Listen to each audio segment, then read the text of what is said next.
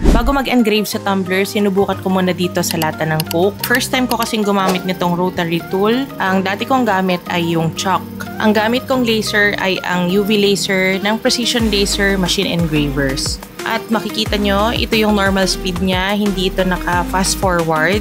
Napakabilis mag-engrave. Shoutout kay Sir Ron Chua, maraming salamat dito sa rotary tool na to. Tignan nyo naman ang linis nung pagkaka-engrave. Next ay susubukan ko na sa tumbler mismo. Ito kasing tumbler na to ay sa boss ko, so mahirap magkamali. Same lang yung settings na ginamit ko, in-adjust ko lang yung height ng lens para maayos yung focus. At hindi ito naka-fast forward, ganyan siya kabilis mag-engrave. One pass lang yan. Ito rin yung laser na gamit ko para sa mga 3D printed products ko. Ang kinaganda ng laser na to, hindi nasusunog yung plastic or hindi natutunaw unlike sa ibang mga laser machines. Kung interesado kayo sa laser na to, nasa comment section yung link ng page kung saan ko to nabili.